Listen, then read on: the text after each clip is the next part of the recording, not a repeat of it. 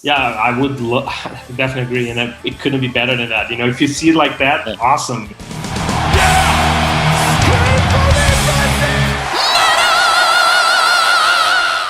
Welcome to the channel, everyone. I'm Belgian Jasper. If this is your first time on the channel, why don't you hit subscribe right now? Brazilian rock band EGO KILLTALENT was taking over the world.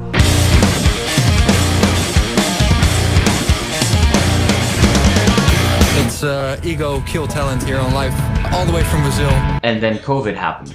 New album was pushed out, live stream shows were organized, some singles were released, and now it's time for a next chapter with the new album. So I sat down with Theo to talk about the band, their journey, the new material, and their plans for the future. It's gone with the sound above the crowd, free or fall. Let's get straight to the point. You guys were doing big tours, big festivals, playing and supporting with big names all over. You guys played festivals like Download and Grass Pop and Lollapalooza. New album, you were working on it. EGO KILLTALENT was ready for world domination, and then COVID-19 happened. So how are you dealing with all this anxiety and stress right now? Yeah, man, it's funny. I was, just before we started this interview, I was doing a written interview, and it started with the same question, and so I started answering it, and I was like, yeah, because the question actually started like, what were you supposed to be doing this year? Yeah, right? yeah. And then we were like, yeah, we were supposed to be start the year by touring with Metallica and Red Velvet Fleet, and then doing more festivals in the US, and then we were supposed to do some shows with System of a Down in Europe, with the Foo Fighters in Europe, Faith No More in Europe, and then all the European festivals. And as I was writing that, I was like, shit. Damn.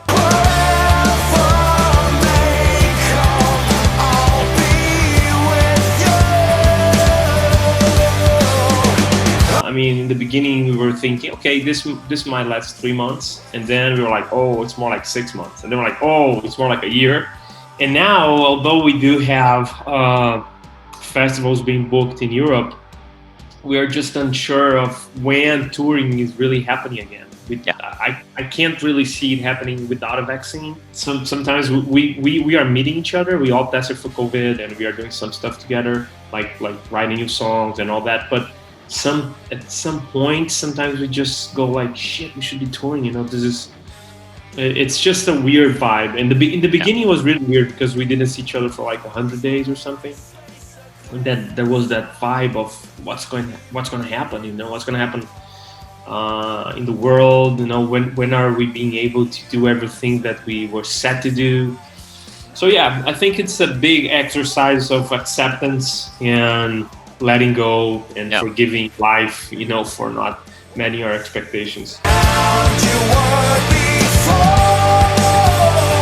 It's gone with the sound above the crowd, free or fall. A band that basically calls themselves after the proverb, you know, ego will kill the talent of anybody. Is that also for people that are so down to earth to call themselves EGO KILLTALENT a good realization, like, hey, you know what, these things can happen, and that's what you have to deal with. Success comes, success goes, and you have to deal with these kind of things. Yeah, look, well, first of all, the reason we came up with the band name was because we already knew each other for many years, and we all had struggles with our egos. We still do. It's just like, it's impossible being here, you know, incarnated, being alive and not having an ego. It's just part of the package of being here. It makes you suffer. Always.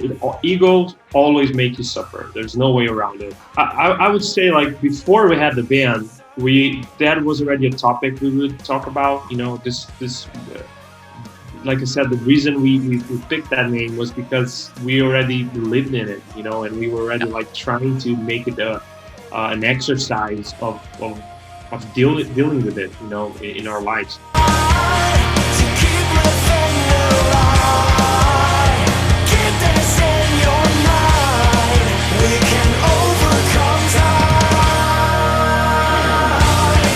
but this is a very personal thing. It's just because that's really what I believe in, and I really believe that the reason we are in life is to let go of almost everything, and because you just it's just useless to hold on to anything. You know, it's like, for instance, I recently lost my dog. I had 3 dogs, and now I have 2, and she passed away last week actually, and it was really hard.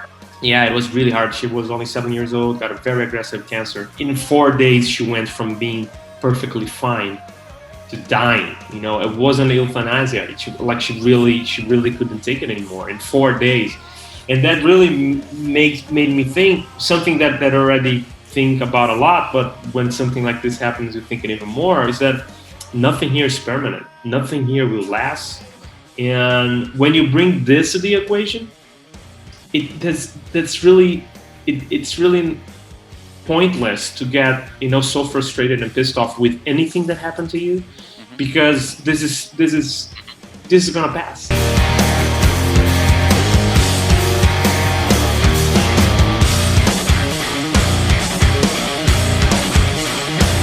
That approach to life is something that comes out in your music as well. I think the debut album had some, especially once you start scratching the surface, are more darker than maybe at first glance. I'm thinking about Heroes, Kings and Gods. I'm thinking about Sublimated. So far with the new music that we've heard, it sounds like it's almost like they're musical wake-up calls, but from an optimistic, or at least from a positive perspective. Do I get that right? Or Yeah, I haven't think about that yet.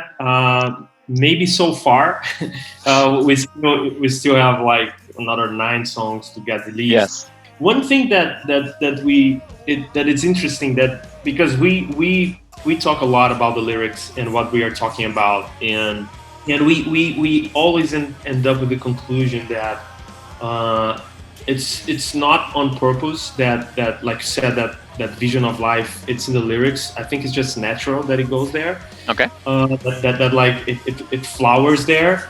But it's interesting because when you are thinking about the ego and life and everything, you can talk about anything, because like I said, it's impossible, like in relationships, in wishes, in dynamics, and in world issues, you always have the ego involved, and so it feels like you always have light and dark.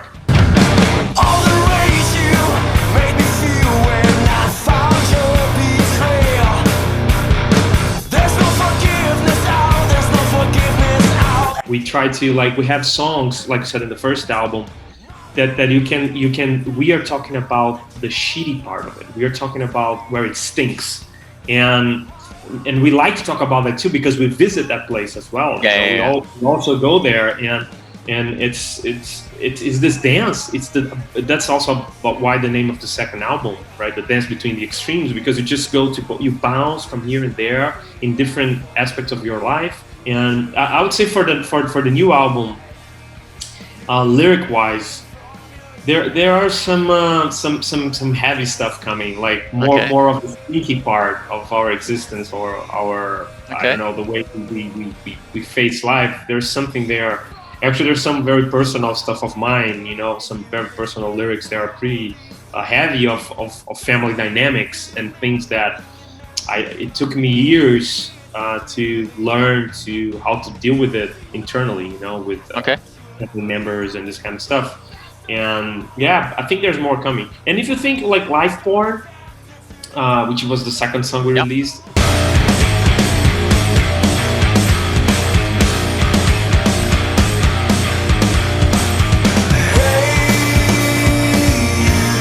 it's kind of sad also that, like, when you live through the life of someone else, you know, like when you create this character, you know, and you just, I think it's a prison that we all create ourselves. I don't think that Instagram did that. I think we were doing this before the technology came. We were already like being very selective on how much we're gonna show ourselves to other people, right? And like when you are in a relationship, especially like in a romantic relationship, like how much do you really show yourself? And especially in the beginning, because after a little bit, you can tell, you know, she would know or he would know what you truly are, you know, and how you truly are. But at the beginning, we all try to wear masks because we just want to show our better. And what is the craziest of all? It's you can't even affirm that that's your better face or your better aspect, because who's judging? You know, you were judging. So it's only based on your beliefs and what you expect. And so it's crazy. I think that internet and social media just it just fit what was already there. You know, the behavior that was already there. Yeah, it was a symptom, not the disease. Yeah, exactly.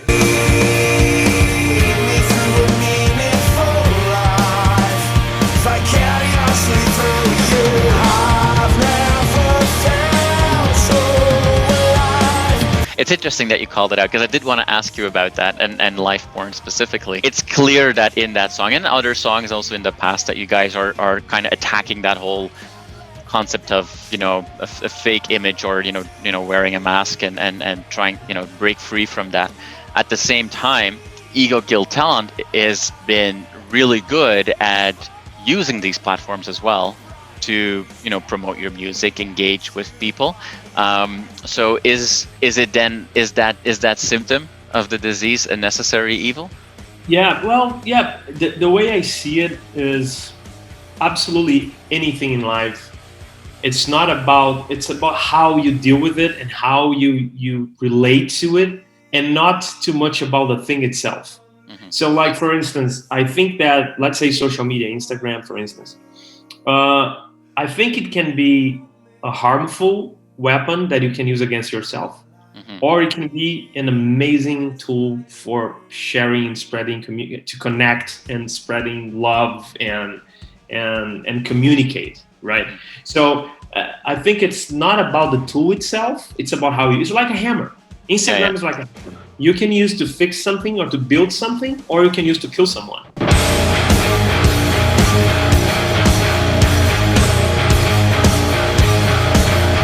What I very much appreciated is that you are trying to be as creative as possible to get that communication going. An example of that is putting in QR codes in your music videos that when people pause the video at the right time, you know, can scan that and have access to other videos and stuff like that. But that was well done. So hopefully there's a few people that when they hear this, they go like, oh, wait a minute, I can do that. And we'll revisit that video.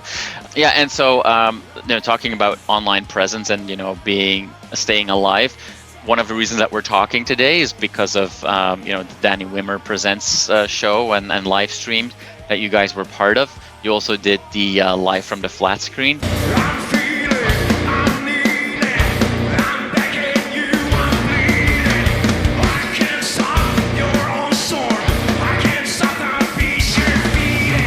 Are you guys planning other stuff, other videos, other live streams that the fans should know about? The thing we love doing the most is touring, right? And we can't tour, and we have this new album to release, and we wish we could represent the songs live and show to people how we perform the songs live. And then we came up with this idea: let's do a virtual tour, you know, and shoot a bunch of live performances.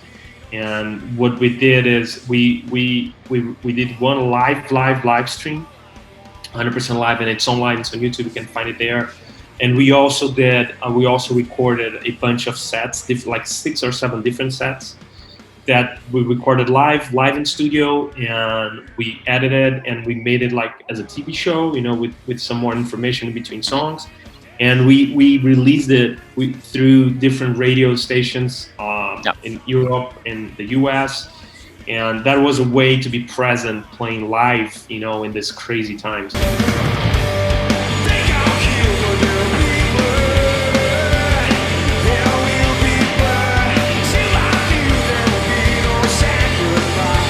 Right now, what we are doing is we already shot another music video for the next single that should come out next month.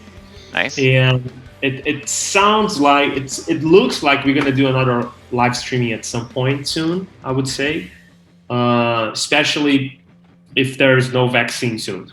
So, okay. I would say, we're gonna do more. We'll stay tuned for more information then. A lot of people are looping you in or calling you guys as you know, The new Foo Fighters, Alter Bridge, are name that has been dropped a lot. Shine Down, obviously also some of the artists that you've toured with.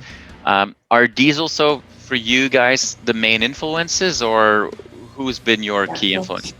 That's crazy, you know, because the way I see it is, it's funny because so many times people turn to us and go like, "Hey, this song sounds like Incubus," and we feel flattered, you know, go, "Oh, awesome," or it sounds like the Fools or any of the bands you said. We feel flattered. We feel, "Oh, that's great," because you're comparing us to amazing names, you know. But when we are writing, we are not really looking at any band. We are just trying to feel what the music is asking. You know, it's like a song wants to get born, and we just try to, you know, to help it come out to the world. But we do love those bands, and we like very much a lot of the 80s and 90s stuff like Metallica, Guns N' Roses, Van Halen.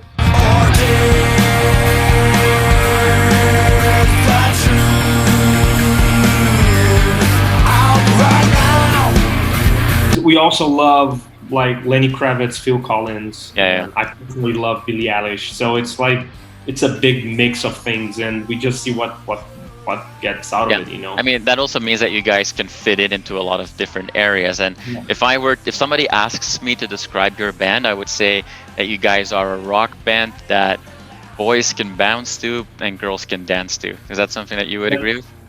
Yeah, I would definitely agree, and it couldn't be better than that. You know, if you see it like that, awesome. It's like, because it means we can connect to a lot of different people. Yeah, you can play Lollapalooza and Graspop, which is a heavy metal festival at the same time. All right, I'll ask one more question for you because I know that you have to go soon. We talked before about our shared passion for Belgian beer and smuggling beers out of the country after you visited Belgium and Netherlands.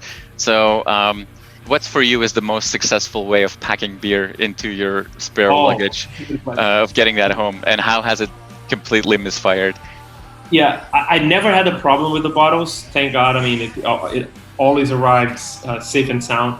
But what I do usually, I wrap it up around the t-shirt, or if it's like a smaller bottle, I just put inside socks, you know, and maybe 2 socks. But I never had a problem with it. And you are right, Belgium makes the best beer, and it's better than Dutch beer. You are right. But the fries, that I don't know. The French fries, Holland have some pretty good ones. But the beer, definitely. I mean, like I said, Lambic Goose. I think Belgium's the only place in the world that has it, right? It's a very traditional beer from the Brussels region for sure. And I would say that a lot of people are not ready for those kinds of extreme beer flavors. So yeah, it's great to hear that you appreciate those styles. Oh, I love it. Well, all right, Theo. Well, next time that you can tour, whether that's in Belgium, next time you play Graspop like 2018, or when you get to come to Canada, I'll make sure we'll have some fun beers for you ready. To go to Canada, man. I love Canada. I've been there only once, and I love the country. I think it's crazy. Like I said, I've been in Canada only once, but it's like when I was there, I felt like I could live here. Well, we'd love to have you over, even if it's just for a few shows.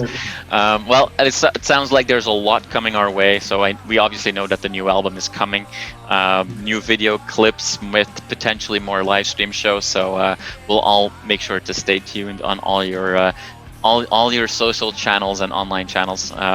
Thank you so much, Theo, for this conversation. I really appreciate your time, and I look forward to having that crazy beer soon. Awesome, me too, man. Have a good one. Take care.